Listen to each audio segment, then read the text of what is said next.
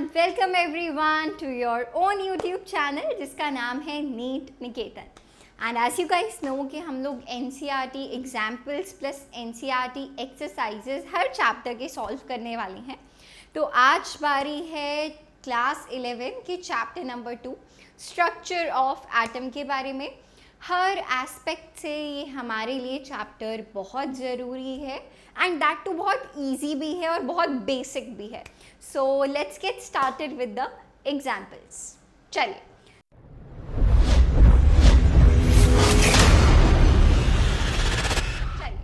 तो यहाँ आता है हमारे पास एग्जाम्पल नंबर 1, प्रॉब्लम नंबर 2.1, जो क्या कहता है, calculate the number of protons, neutrons and electrons in bromine. ठीक है, अभी ऑलरेडी हम ये लेक्चर में पढ़ चुके हैं कि यार जो भी हमारे पास एलिमेंट है, सपोज अगर हमारे पास कोई एलिमेंट x है, सही है, तो हम उसके सुपरस्क्रिप्ट यानी कि उसके ऊपर लेफ्ट साइड में लिखते हैं उसका मास नंबर जिसको हम डिनोट करते हैं a से, और नीचे जिसको हम कहते हैं सबस्क्रिप्ट, वहाँ पे हम लिखते हैं उसका एटॉमिक नंबर जिसको हम डिनोट करते हैं z से। नाउ वी नो कि बच्चे जो ये एटॉमिक नंबर होता है ये किसके इक्वल होता है, एटॉमिक नंबर इज z, किसके इक्वल होता है, नंबर ऑफ प्रोटॉन्स, है ना। किसी स्पीशीज में जितने नंबर ऑफ प्रोटॉन्स प्रेजेंट होते हैं वही उसका एटॉमिक नंबर कहलाता है। And where as the mass number is simply the number of protons plus number of neutrons, right, correct है। इतनी जानकारी हमारे पास है। अभी देखते हैं हमारे पास अवेलेबल इंफॉर्मेशन क्या है। हमें यहाँ पे गिवन है ब्रोमीन जिसका कि मास नंबर गिवन है 80 और एटॉमिक नंबर गिवन है 35। तो यार यहाँ से सीधा सीधा ये देखो, जो हमारी Z की वैल्यू है वो कितनी आ जाती है, 35 आ जाती है, यानी कि जो नंबर ऑफ प्रोटॉन्स हैं वो उसमें कितने हैं, 35। Now this species is neutral, right, this species is neutral. और हमें क्या पता है, एक न्यूट्रल स्पीशीज में जितने नंबर ऑफ प्रोटॉन्स प्रेजेंट होते हैं उतने ही नंबर ऑफ इलेक्ट्रॉन्स, तभी तो वो न्यूट्रल हुआ, उस पर कोई चार्ज नहीं हुआ। प्रोटॉन्स पे पॉजिटिव चार्ज, इलेक्ट्रॉन्स पे नेगेटिव चार्ज, तो टोटली इस स्पीशीज पे कितना चार्ज हुआ, 0, यानी कि क्या हो गई, न्यूट्रल। तो बेटा न्यूट्रल स्पीशीज में हम क्या बोल सकते हैं, number of protons is equal to number of electrons, सही है। तो z इज इक्वल टू 35 से हमें क्या समझ में आया, that number of protons is equal to number of electrons is equal to 35, सही है। बचा क्या, न्यूट्रॉन्स, राइट। अभी देखो, अगर तुम इस इक्वेशन को देखो ऊपर वाली को, तो चलिए यहाँ पे ले आते हैं। नंबर ऑफ प्रोटॉन्स हमने कितने निकाले, 35। न्यूट्रॉन्स का नंबर हमें निकालना है, इट इज इक्वल टू ए क्या होता है, मास नंबर। मास नंबर हमें ऑलरेडी गिवन है कितना, 80। तो यहाँ से नंबर ऑफ न्यूट्रॉन्स कितने आ गए, 80 माइनस 35, यानी कि कितने, 45, right. So number of neutrons कितने आ गए जी, 45। क्लियर है। आई डोंट थिंक कि इसमें हमें किसी भी प्रकार का कोई डाउट है। जल्दी से देखिए, ये रही यहाँ पे हमारे पास एग्जैक्ट एक्सप्लेनेशन जो एनसीईआरटी में भी गिवन है, ताकि आपको लाइन टू लाइन एक और अच्छा बेहतर सॉल्यूशन मिल जाए। क्लियर है। चलिए, now let's talk about problem number 2.2। The number of electrons, protons and neutrons are this respectively.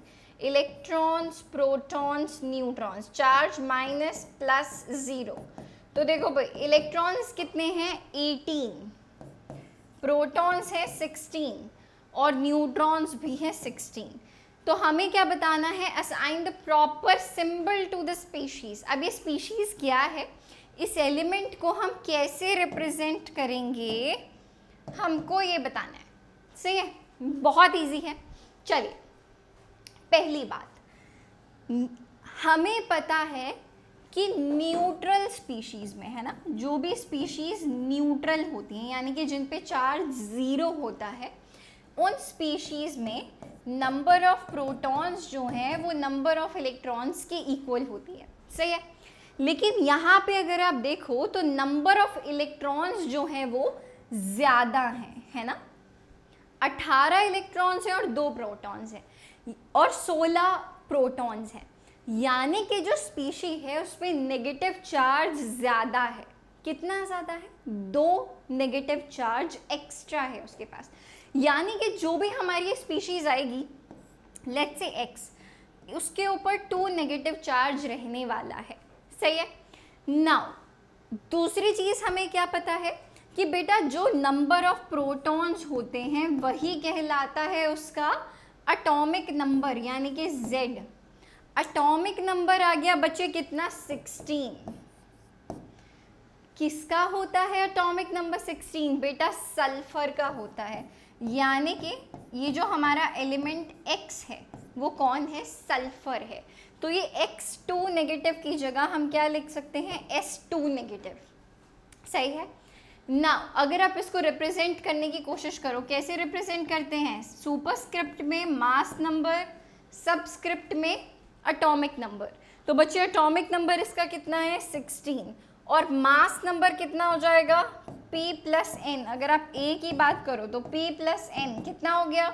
16 + 16 यानी कि 32। तो ये आ गया 32। तो ये रहा हमारे स्पीशी का एग्जैक्ट सिंबल, सही है। बहुत ही इजी था यार, सारी चीज़ें आपको बताई हुई हैं, समझाई हुई हैं। कोई डाउट है then you can always refer to the lecture, सही है। चलिए आगे बात कर लेते हैं। एग्जैक्टली वही सोल्यूशन जो आपको अभी बताया गया है, S2 नेगेटिव 32 16, ठीक है। इन केस समझ में अगर नहीं आया, दोबारा से आप वीडियो को रिवाइंड करो, देखो, एंड फॉर श्योर आपको समझ में आ जाएगा। चलिए problem number 2.3, what we have here is the Vivid Bharati station of All India Radio Delhi broadcasts on a frequency of 1368 kilohertz. Now you know that I always emphasize on कि जब भी आप question solve कर रहे हो ना, make sure that you take everything, every unit in SI unit, है ना। if you want to get your answer in the SI units, सबसे easy तरीका क्या है कि उससे रिलेटेड जो भी आप क्वांटिटीज किसी फॉर्मूले में पुट कर रहे हो, आप अगर उसको ऑटोमेटिकली SI यूनिट्स में डालोगे तो जो आपका फाइनल आंसर निकल के आएगा वो भी SI यूनिट्स में ही निकल के आएगा। So it's always good to keep all the quantities in SI unit, ठीक है। चलिए calculate the wavelength of the electromagnetic radiation emitted by the transmitter. Which part of the electromagnetic spectrum does it belongs to? Okay, तो चलो भाई, हमारे पास क्या है? हमारे पास फ्रीक्वेंसी है, वी हैव न्यू। बेसिकली हमें क्या निकालना है? न्यू हमें गिवन है कितना? 1368 किलो हर्ट्ज। इसको मैं हर्ट्ज में लिख सकती हूँ, किलो हर्ट्ज से हर्ट्ज में जाना है, so we have to multiply it by 1000, right. बड़े यूनिट से छोटे यूनिट में जाना है तो आप मल्टीप्लाई करोगे, so it will come out to be 1368 into 10⁻³ hertz. Clear है? निकालना आपको क्या है? लैम्डा, वेवलेंथ यार हमें निकालना है। एक बड़ा इजी बच्चों जैसा फॉर्मूला हमें पता है क्या कि बेटा the product of frequency and wavelength comes out to be a constant. Which constant? C. Who is the C? It is speed of light, right? It is speed of light. So आप क्या बोल सकते हो? Nu into lambda comes out to be equal to C, which is the speed of light. So now you know the value of nu, you know the value of C, speed of light. Lambda निकल जाएगा, So lambda will come out to be c by nu. C is speed of light. I'm telling you again and again, it is speed of light. 3 into 10 raised to power 8 meters per second. ठीक है जी? 3 into 10 raised to power 8 metre पर second. अभी देखो, metre पर second में ही क्यों लिया? लेंथ की यूनिट मीटर, टाइम की यूनिट सेकेंड, राइट? हमने इसको किलोमीटर पर आवर में नहीं लिया, किलोमीटर पर सेकंड में नहीं लिया, या मीटर पर आवर में क्यों नहीं लिया? क्योंकि हम हर चीज़ ऐसा यूनिट में जब रखेंगे तभी तो जाके जो हमारा लैम्डा है, जो हमारी वेवलेंथ है, वो भी ऐसा यूनिट, यानी कि किस में निकल जाएगी? मीटर्स में निकल जाएगी. हाँ जी. न्यू कितना है हमारे पास? 1368 into 10 raise to power 3 hertz, basically per second, right? This is again per second. तो होगा क्या? पर सेकेंड से पर सेकेंड कट जाएगा और बचेगा क्या? सिर्फ मीटर. जो आपका फाइनल आंसर आएगा वो किस में आएगा? मीटर्स में निकल के आएगा. सॉल्व करना आपकी जिम्मेदारी. जब आप सॉल्व करेंगे it will approximately come out to be 219 metre. ठीक है. Now the second part of the question is asking you कि इलेक्ट्रोमैग्नेटिक स्पेक्ट्रम के किस पार्ट में ये बिलोंग करता है. इसके लिए आपको कुछ याद करना पड़ेगा. क्या याद करना पड़ेगा? दिखा देते हैं. सारे आपको यहाँ पे देखो इलेक्ट्रोमैग्नेटिक वेव्स गिवन हैं. उनका सोर्स क्या है वो यहाँ पे गिवन है. Wavelength range, frequency range. अभी देखो, जब आप देखोगे रेडियो वेव्स को, सबसे नीचे होंगे रेडियो वेव्स, उनकी जो वेवलेंथ रेंज है इट इज़ 10 to 10,000 मीटर. आप देखोगे मीटर्स में गिवन है. हमारा कितना निकला था? Approximately 219 metre. तो ये आ रहा है ना बेटा इसी रेंज में, है ना? यानी कि जो हमारी फ्रीक्वेंसी निकली है वो कौन से पार्ट में आ रही है इलेक्ट्रोमैग्नेटिक स्पेक्ट्रम के? Under the radio waves. किस में निकल रही है बच्चा? तो आप यहाँ पे क्या लिख सकते हो कि किस में से निकल रही है? कौन से वेव्स की यहाँ बात हो रही है? We are talking about radio waves. This is something which you have to learn. Okay, ये आपको थोड़ा सा रेंज जो है माइंड में रखनी पड़ेगी. ठीक है, क्लियर है? विजिबल स्पेक्ट्रम की रेंज क्या होती है वेवलेंथ की? ये देखो क्वेश्चन में ही गिवन है 400 नैनोमीटर टू 750 नैनोमीटर. बेटा ये आपको पता होना चाहिए. 400 टू 750 नैनोमीटर ये रेंज होती है विजिबल स्पेक्ट्रम की. ठीक है, जो लाइट्स को आप आपस में देख सकते हो. So express these wavelengths in frequencies. देख रहे हो क्या बच्चों, जैसा सवाल है. Simply now these questions are just for your understanding, है ना? क्या बेसिक कन्वर्जन्स कर पाओ, बेसिक चीज़ों में कंफ्यूज नहीं हो. अभी आपको बताया कि वेवलेंथ और फ्रीक्वेंसी का जो प्रोडक्ट आता है it comes out to be a constant c, right? And that is speed of light. ठीक है, so it comes out to be equal to c. Now you know the value of lambda. ठीक है, you know the value of lambda, so you can calculate that nu, the frequency will come out to be c by lambda, speed of light over wavelength. Clear है? तो बच्चे बस values put कर दो. अब यहाँ पे फिर से एक और चीज़ क्या बेटा? SI units. SI units. अब देखो, जो मुझे वेवलेंथ की वैल्यूज़ गिवन है, जो मुझे वेवलेंथ की वैल्यूज़ गिवन है वो मुझे नैनोमीटर में गिवन है, right? It is given to me in nanometres. Suppose if I have to calculate nu one, तो I have to be c by lambda 1. c is 3 into 10 raised to power 8 meters per second, right? And when it comes to lambda 1, अगर आप पहले वाले wavelength की बात करेंगे it is 400 nanometers, but I have to keep it in meters, right? I have to keep it in meters. So you know that 1 nanometer is equal to 10 raised to power minus 9 meter, है ना। ये छोटी value है 1 nanometre, बहुत। 1 nanometre में इतने metre हैं, तो इतने नैनोमीटर में कितने होंगे, मल्टीप्लाइड बाय 10⁻⁻⁹ मीटर। सही है।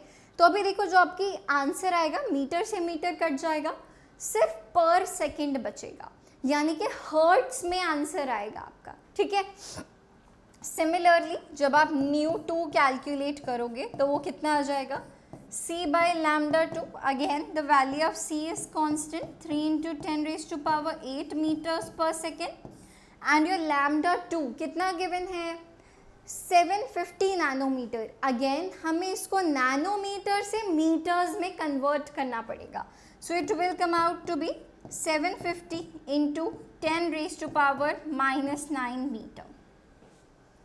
बहुत इजी कैलकुलेशन है, आप आराम से जब सॉल्व करोगे, so you will get 7.5 × 10⁻14 hertz and 4 × 10⁻14 hertz. Clear है। तो आप क्लियरली यार देखो, बहुत इजीली ये चीज़ देख सकते हो, प्रीटी ऑब्वियस, कि फ्रीक्वेंसी और wavelength, these are inversely proportional to each other, है ना। तभी तो जो इनका प्रोडक्ट है वो एक कांस्टेंट निकल के आ रहा है ना। एक वैल्यू अगर कम हो रही है तो ऑटोमेटिकली दूसरी वैल्यू को बढ़ना पड़ेगा, ताकि जो हमारा ये कांस्टेंट है वो कांस्टेंट ही रहे, right. So it's pretty simple, I believe. अभी तक कोई प्रॉब्लम नहीं होनी चाहिए। Let's look at the problem number 2.5। Clear है। Calculate number 1 wave number and frequency of yellow radiation having wavelength 5800 angstroms. Okay, so we know that 1 angstrom is equal to 10⁻⁻10 meters.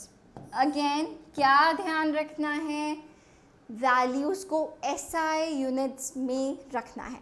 Clear है। Alright, wave number क्या होता है बेटा, हम इसको new बार से denote करते हैं, and it is simply inverse of wave length. It is simply inverse of wave length. तो चलो जी, 1/5800 × 10⁻⁻10 मीटर्स, ये आ गया आपका वेव नंबर, ठीक है। जब आप इसको कैलकुलेट करोगे, बहुत इजी है, ये ऊपर जाके 10⁻10 हो जाएगा।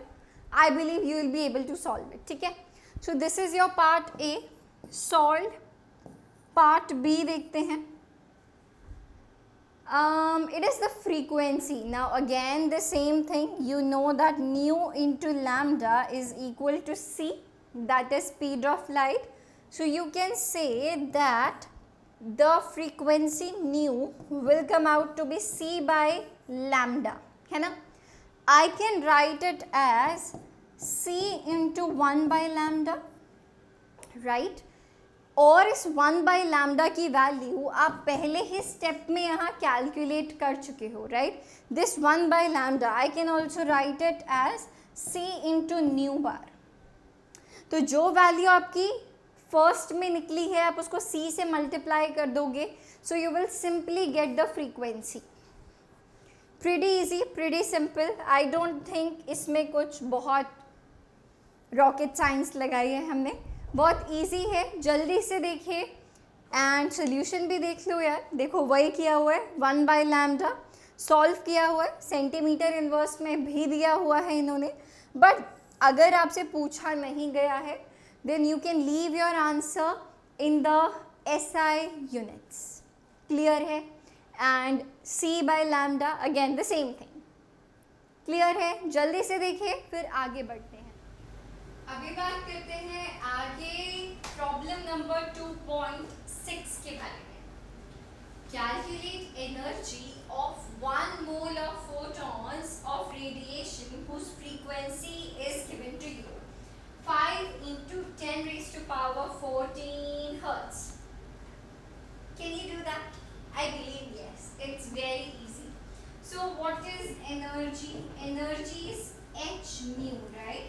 where h is your Planck's constant, जिसकी वैल्यू क्या होती है 6.626 into 10 raised to power minus 34 joule seconds, right?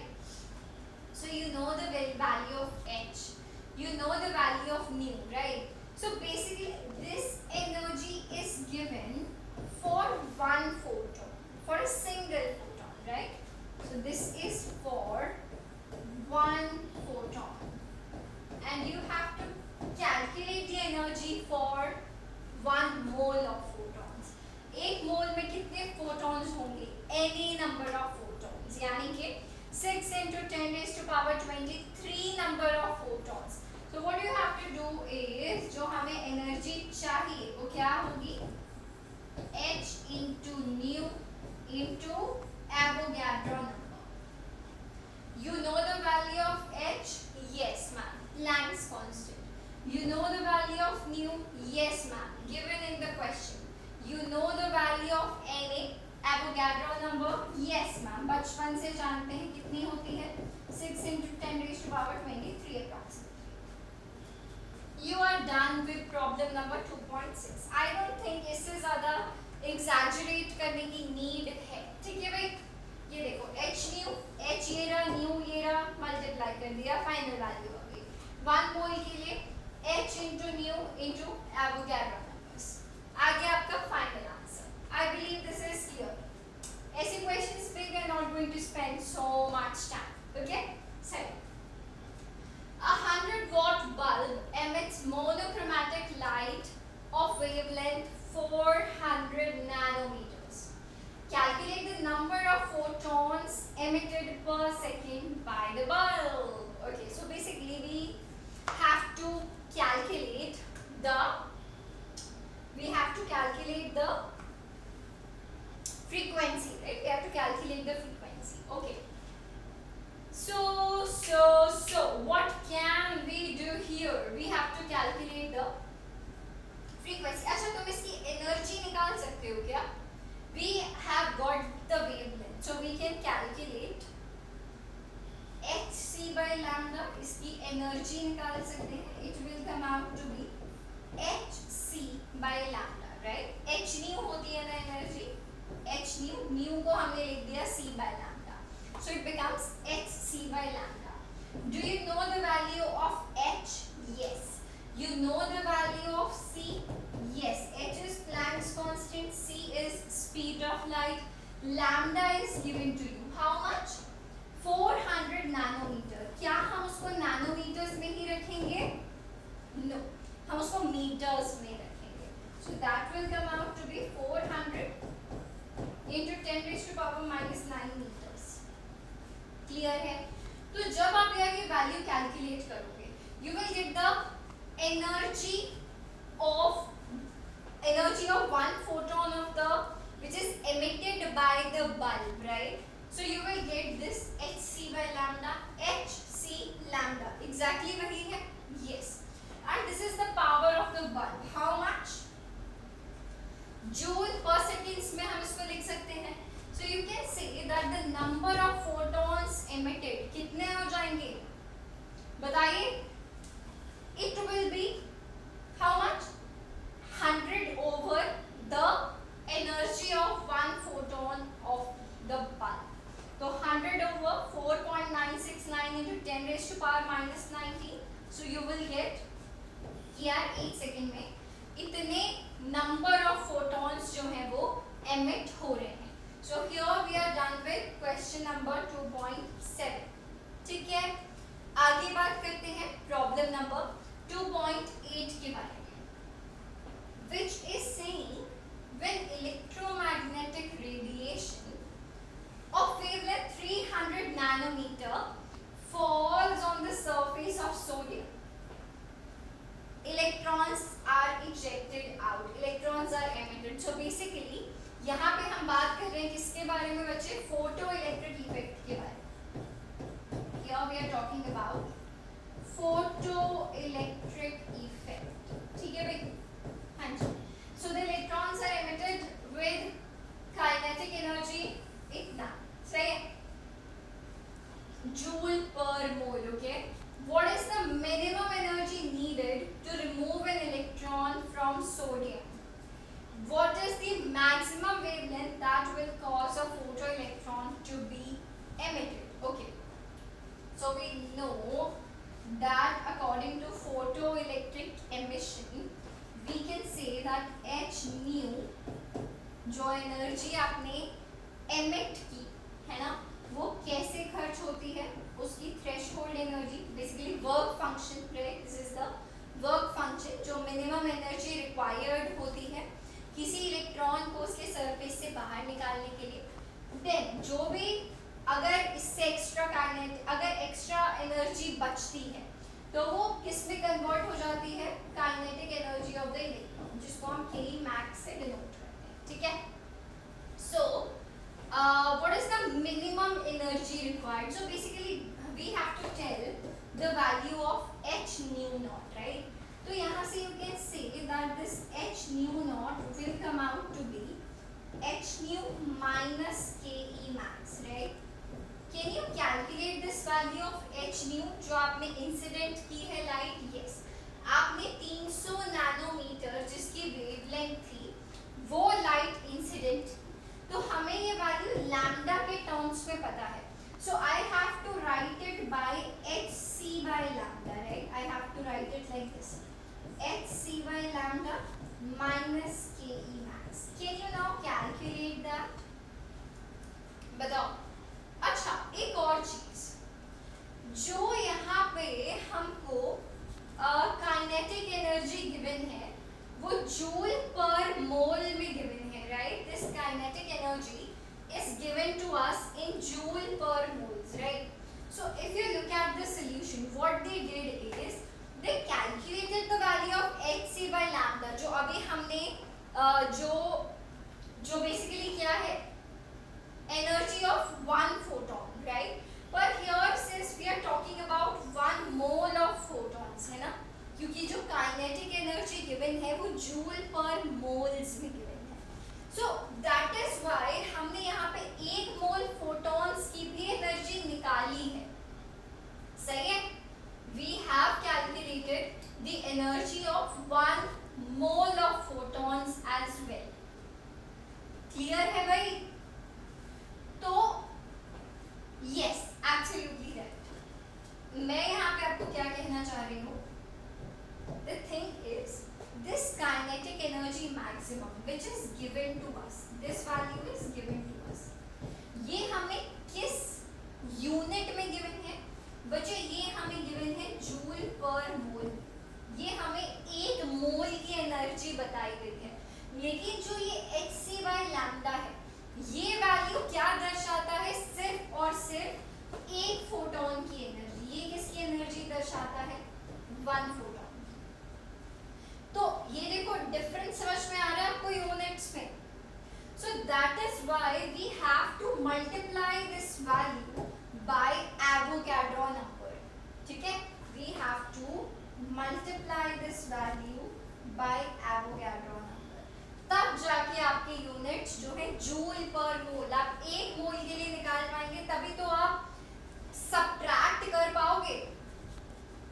ठीक है, तभी तो आप सबट्रैक्ट कर पाएंगे. सही है जी? तो देखो, this hc by lambda you solved it, then you multiplied it by Na 6.022 into 10 raised to power 23. So you get 3.99 into 10 raised to power 5. ठीक है, तो यार ये वैल्यू आपके पास आई 3.99 into 10 raised to power 5. And this value Ke max is already given to you as 1.68 into 10 raised to power 5 joule per mole. Clear है? So now these can be subtracted. आप 10 raised to power 5 को common ले लीजिए. So 3.99 minus 1.68, तब जाके आपको ये h nu naught की वैल्यू, बेसिकली वर्क फंक्शन की वैल्यू आपको पता चलेगी कि मिनिमम एनर्जी क्या होनी चाहिए एक इलेक्ट्रॉन को बाहर निकालने के लिए. Is it clear? और इससे ज्यादा इसमें कोई परेशानी नहीं थी. This was the only thing. ठीक है भाई, this was the only thing. Now again, अभी जो ये एनर्जी यहाँ पे निकल 3.31 into 10 raised to power 5 joule per mole. अभी भी देखो ये एक मोल इलेक्ट्रॉन्स को बाहर निकालने के लिए निकल के आई है। हमें क्या चाहिए, एक इलेक्ट्रॉन को बाहर निकालने के लिए कितनी एनर्जी चाहिए। सो that is why again you have divided it by Avogadro number. So that's why you finally got it as 3.84 into 10 raised to power minus 19 joules. सही है, क्लियर है? I believe yes. इसमें आपको कोई दिक्कत, कोई परेशानी नहीं है। Now you have to calculate here इसके corresponding wavelength क्या निकल के आएगी, right? What will be the wavelength? So wavelength will come out to be energy क्या होती है hc by lambda. So lambda कितना हो गया hc by e. आपको h की वैल्यू पता है, आपको c की वैल्यू पता है, एनर्जी की वैल्यू आप ऑलरेडी निकाल चुके हैं, उसको पुट कीजिए and you will get the corresponding wavelength. जल्दी से इसको देखिए, आई डोंट थिंक कोई दिक्कत, कोई परेशानी होनी चाहिए। Let's move ahead with problem number 2.9. The threshold frequency nu naught for a metal is given to you. So we have to calculate the kinetic energy of an electron emitted when the radiation of frequency 1 into 10 raised to power 15 hits the metal. Again, आपको क्या करना है, photo electric emission वाली equation लगानी है। So you know जो energy आपने incident की है से h ली, वो कैसे यूटिलाइज होगी, उसका वर्क फंक्शन जो कि मिनिमम एनर्जी रिक्वायर्ड है किसी इलेक्ट्रॉन को बाहर निकालने के लिए। अगर कुछ एक्स्ट्रा एनर्जी बची वो इलेक्ट्रॉन के काइनेटिक एनर्जी में कन्वर्ट हो जाएगी। So we have to calculate the kinetic energy of the electron ke max. So this ke max can be written as h nu minus H nu naught, ये H nu naught पीछे जा सकता है left hand side में। If I keep H as common it comes out to be nu minus nu naught, right. Nu की value आपको पता है कितनी है बच्चे, 1 into 10 raised to power 15। H की वैल्यू आपको पता है 6.626 into 10 raised to power minus 34 joule seconds. New की वैल्यू पता है, न्यू नॉट की वैल्यू पता है। देखो वैल्यूज आपको गिवन है, new is 1 into 10 raised to power 15 पर सेकेंड, ऑलरेडी ऐसा यूनिट में है। न्यू नॉट की वैल्यू है 7 into 10 raised to power 14 पर सेकेंड, अगेन गिवन है आपको किस में बचे, एसआई यूनिट में। एच की भी वैल्यू हम एसआई यूनिट में लेंगे तो ऑटोमेटिकली जो काइनेटिक एनर्जी निकलेगी वो एसआई यूनिट्स में ही आए। So you don't have to be worried. ये देखो exactly वही किया है h nu minus nu naught. Now there is only calculation वाला part, ठीक है। Everything is given to you. h की वैल्यू आपको भी बताई है, लिख भी देते हैं जूल सेकेंड्स, ठीक है भाई। सारे वैल्यूज यहाँ पुट कर दो, nu, nu naught and h, you will get your answer. देखो भाई जल्दी से, then we'll move ahead. Now let's talk about problem number 10, problem number 2.10. क्या कहते हैं? What are the frequency and wavelength of a photon emitted during a transition from n is equal to 5 to n is equal to 2 state in the hydrogen atom. अच्छा, कहीं से भी अगर जो हमारा इलेक्ट्रॉन, जो हमारा फोटोन है वो n इज इक्वल टू 2 पे आके गिरता है तो वो कौन सी सीरीज ऑफ स्पेक्ट्रल लाइंस में एग्जिस्ट करता है? इट इज इन लाइमन अगर 1 पे गिरता है और बैल्मर अगर फाइनली आके 2 पर गिरता है। तो पहली बात तो ये कि ये बैल्मर सीरीज से बिलोंग करता है, right. It belongs from Balmer series. अच्छा, नाउ अब यार देखो, अगर तुम एमिशन एनर्जी निकाल लो डेल्टा ई, है ना, कैसे निकालते हैं? इन दिस केस आप कैसे निकाल सकते हो? यू कैन से 2.18 into 10 raised to power minus 18 1 by n initial square minus 1 by n final square, joules में आएगी ये value, right. So that is your emission energy. It comes out to be your emission energy, right. आप ये easily calculate कर सकते हो, right.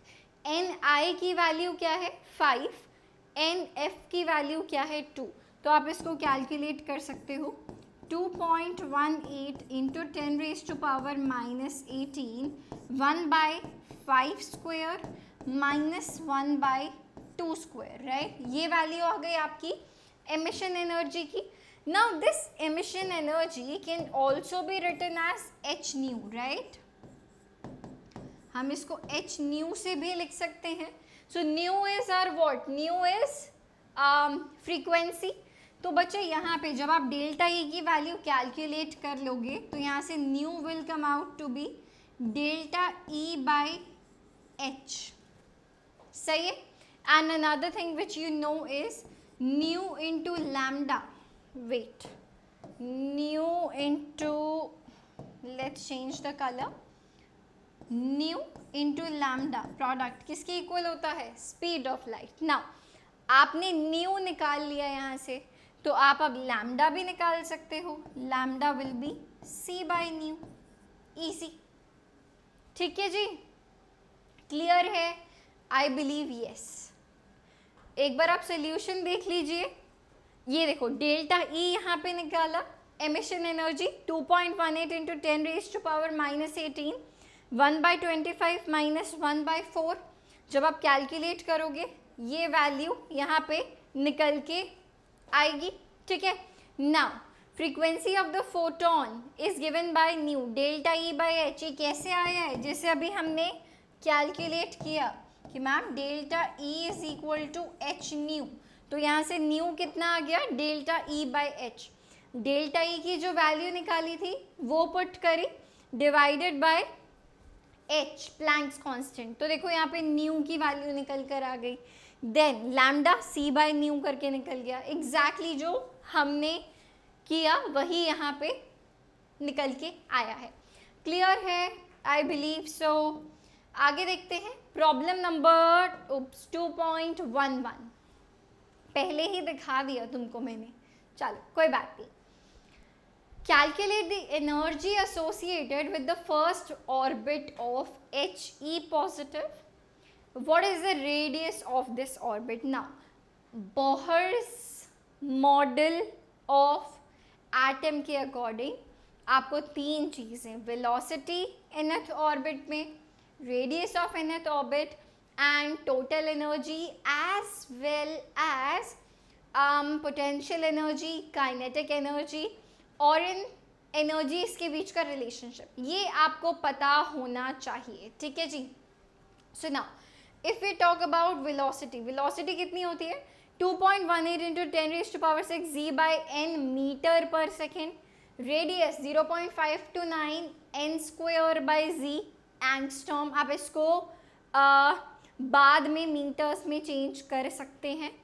Total energy आप electron volts में निकाल सकते हैं या फिर जूल्स में भी निकाल सकते हो.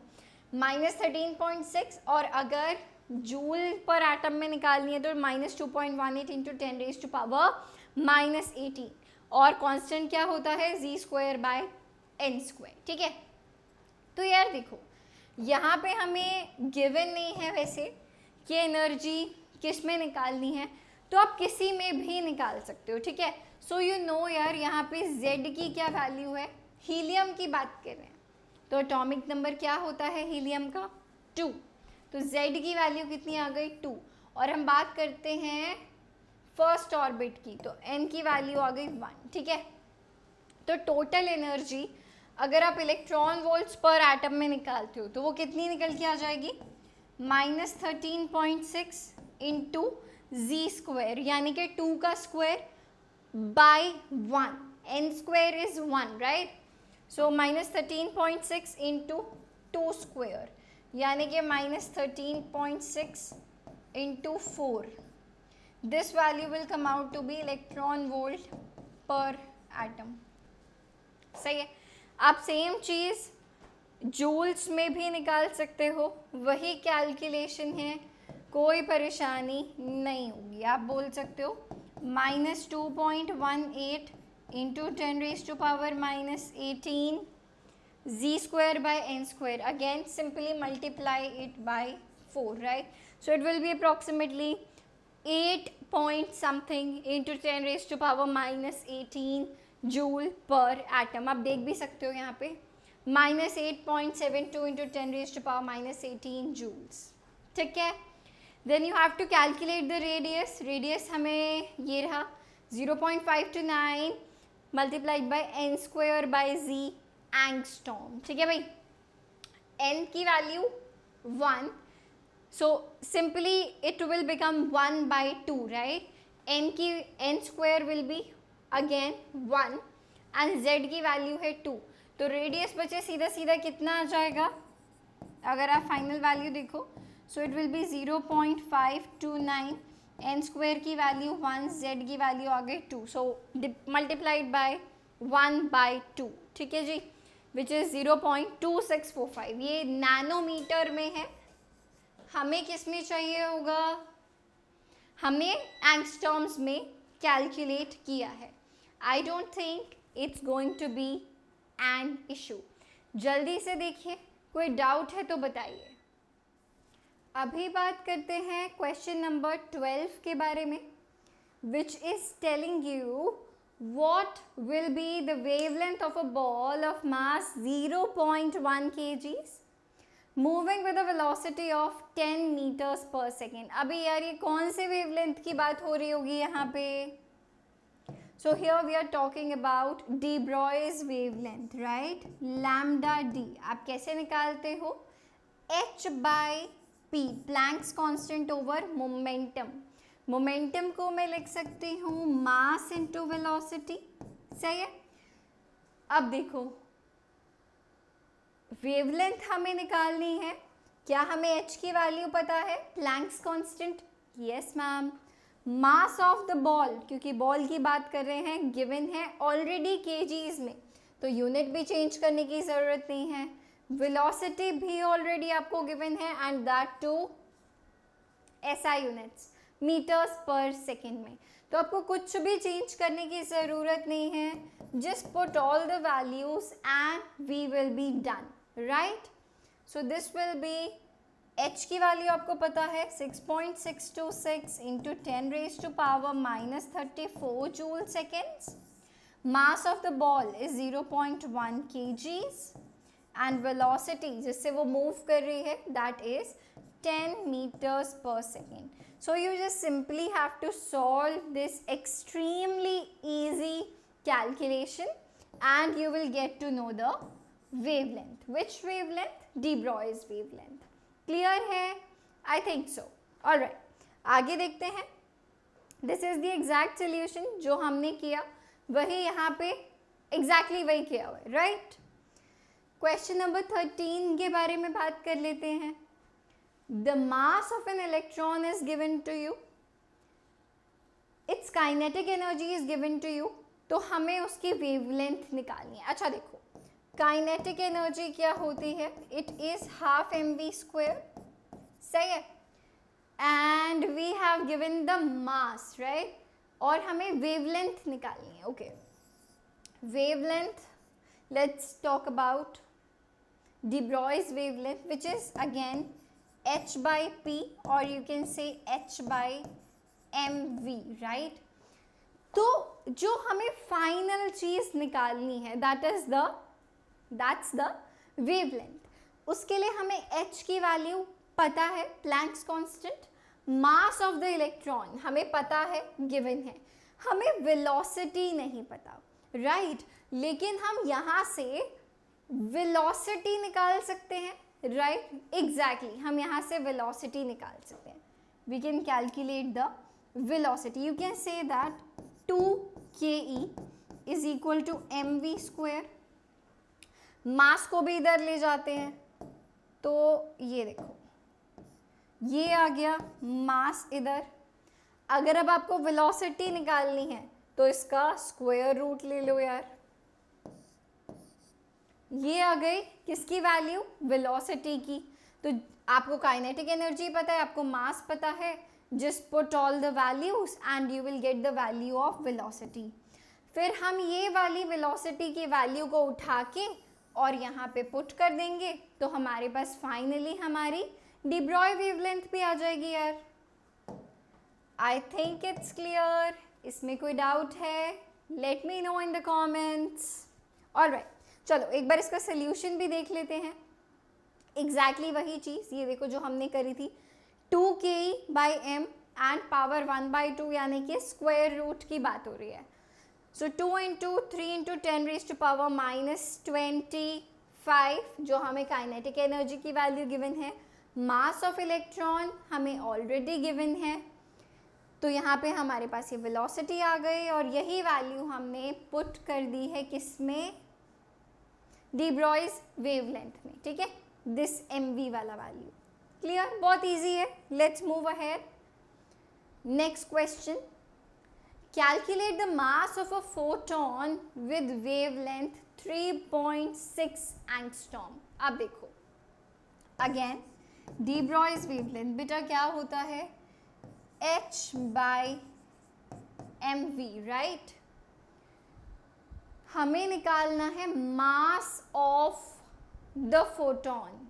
वेवलेंथ हमको पता है, ठीक है, वेवलेंथ इज 3.6 एंगस्ट्रॉम्स। h की वैल्यू हमें पता है, Planck's constant, right, you can see here. h की वैल्यू हमें पता है, where are we, Planck's constant, ये रहा 6.626। एंड वेलोसिटी ऑफ फोटोन किसके इक्वल होगी बेटा, वेलोसिटी ऑफ लाइट के इक्वल होगी। क्लियर है, तो आप इजीली जो मास है वो निकाल सकते हैं, मास आप इजीली निकाल सकते हैं। Just 1 minute. या क्लियर है, चलिए वैल्यूज पुट कर लेते हैं। 6.626 × 10⁻⁻34 जूल सेकेंड्स। मास हमको निकालना है और velocity will be equal to the speed of light. Mass आप इजीली यहाँ से निकाल सकते हो, और एल्स जस्ट सिंपली आप क्या बोल सकते हो, m will be equal to h/λv, है ना। एग्जैक्टली क्लियर है। या आगे बढ़ते हैं क्वेश्चन नंबर 15 की तरफ। ये क्या कह रहा है, देखो भाई, let's read the question. A microscope using suitable photons is employed to locate an electron in an atom within a distance of 0.1 angstrom. What is the uncertainty involved in the measurement of its velocity? अच्छा, now this is related to which concept? बताओ भाई, uncertainty principle, right? कि ये क्या कहता है कि position जिसको आप डेल्टा x से डिनोट करते हो एंड मोमेंटम डेल्टा p, ये आप साइमल्टेनियसली नहीं बता सकते हैं ना। एक इलेक्ट्रॉन का पोजीशन और एक इलेक्ट्रॉन की वेलोसिटी या मोमेंटम, आप साइमल्टेनियसली दोनों चीज़ों को एक साथ नहीं बता सकते हो, right. So this is equal to हम क्या बोल सकते हैं, h/4π, right. Delta x delta p is equal to h/4π, या फिर इस डेल्टा p को, delta p is your uncertainty in momentum, उसको मैं क्या लिख सकती हूँ बच्चे, m डेल्टा v लिख सकती हूँ, ठीक है। So this is equal to h/4π। मुझे क्या निकालना है, इसकी वेलोसिटी में जो अनसर्टेनिटी है वो निकालनी है। तो बच्चे डेल्टा v क्या आ जाएगा, h/4πm delta x, right, h/4π delta x into m या m delta x।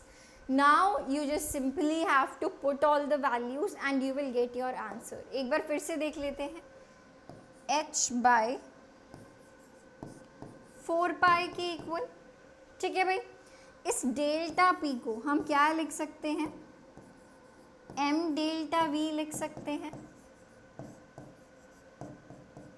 So this delta V will be equal to h by 4 pi m delta x. You know all the values. h की value Planck's constant हमें पता है, 4 is 4, पाई की value 22/7, मास, क्योंकि हम किसकी बात कर रहे हैं भाई, मास ऑफ एन इलेक्ट्रॉन की बात कर रहे हैं, एंड डेल्टा एक्स उसकी पोजीशन, उसका जितना रेडियस है राइट, वही उसकी डेल्टा एक्स की वैल्यू होगी, सो that is 0.1. Just put all the values and you will get the value of delta we. जल्दी से आप कैलकुलेशन को थोड़ा देखिए, फिर हम चलते हैं आगे. Let's talk about the next question, question number 16, which is saying a golf ball has a mass of 40 grams and a speed of 45 meters per second. ठीक है, if the speed can be measured within the accuracy of 2%, calculate the uncertainty in its position. तो यार देखो, आप फिर से same चीज़ use करोगे uncertainty principle के according, delta x into delta p equal रख के अगर आप देखोगे, it will be equals to h by 4 pi, right. Delta p, the uncertainty in momentum, इसको मैं क्या लिख सकती हूँ, delta x as it is m delta v लिख सकती हूँ, right. This is equal to h by 4 pi. सही है. हमें निकालना है अनसर्टेनिटी इन इट्स पोजीशन, यानी कि डेल्टा एक्स की वैल्यू, right. So this delta x will come out to be h by 4 pi m delta v. अभी देखो मेरे पास क्या क्या है, h की वैल्यू हमें पता है, 4 की पता है, पाई की पता है, m यहाँ पे क्या है, mass of the ball 40 grams, ये भी मुझे पता है, बट इसको हम किलोग्राम्स में डालेंगे. Yes ma'am. Delta we is uncertainty in its speed, हमें उसकी स्पीड पता है 45 मीटर पर सेकेंड, और हमें पता है कि वो कितनी एक्यूरेसी से मेजर की जा सकती है. ठीक है, तो बेटा uncertainty in the speed delta we कितना हो जाएगा, 45 का 2%, right. 45 into 2 by 100, right, that will be how much, 0.9 meter per second, right, 0.9 meter per second. So this is the value of delta v, you put it here and you will get your answer. मास हमें बेटा कितना given है, 40 grams, इसको हम 40 by 1000 kilograms में डालेंगे. ठीक है जी, क्योंकि हम एच की भी वैल्यू किस में डालेंगे, SI यूनिट्स में. तो फाइनली बेटा जो आपका डेल्टा एक्स आएगा, अनसर्टेनिटी इन पोजीशन, वो किस में निकल के आएगा, मीटर्स में ही निकल के आएगा, राइट. ये देखो, ये यहाँ पे ऑलरेडी गिवन है, uncertainty in the speed, delta x की वैल्यू ये निकालिए. ठीक है बच्चे, is this clear, I think so, yes. आगे चलते हैं. What is the total number of orbitals associated with the principal quantum number n is equal to 3? So बच्चे the total number of orbitals कैसे निकाल सकते हैं आप, n square, right, very simple, n square आप बचपन से भी पढ़ते आ रहे हैं. So it is 3 square which is 9. How many? 9. ठीक है, टोटल नंबर कितना आ गया बच्चे, 9. ये देखिए, ये सब कुछ हम एक्सरसाइज में भी है क्वेश्चन, उसमें आपको और अच्छे से करके सिखाएंगे, बताएंगे. Using SPDF notations describe the orbital with the following quantum numbers. Okay, n is equal to 2, l is equal to 1. अच्छा देखो, S P D F, ठीक है, very simple, very easy. L की वैल्यू 0 होती है, देन इट इज S. ठीक है, L is equal to 1, then it's P. If it's equal to 2, it's D. It's 3, then it's F. Okay, तो चलो निकाल लेते हैं भाई लाइन से. A part, it is 2 and 1, so it will be 2p, right? It will be 2p. B, n is equal to 4 and l is equal to 0, so this will be 4s. किसकी बात हो रही है बेटा? 4s. Third one, n is equal to 5 and l is equal to 3, so it becomes 5f. Here we are talking about 5f. The last one, D, n is equal to 3 and l is equal to 2. It's D, right? So it is 3D. We are talking about 3D. ठीक है बच्चे, तो ये notation के according हमने बता दिया. आप इसको ध्यान रखना. SPDF, L की वैल्यू 0 होती है, then it's S, 1P, 2D, 3F. Clear है? So I guess here we are done with the questions. This was the last one and thank you for watching. अगले सेशन में शुरू करते हैं exercise से. Till then, keep watching, keep learning. Bye bye.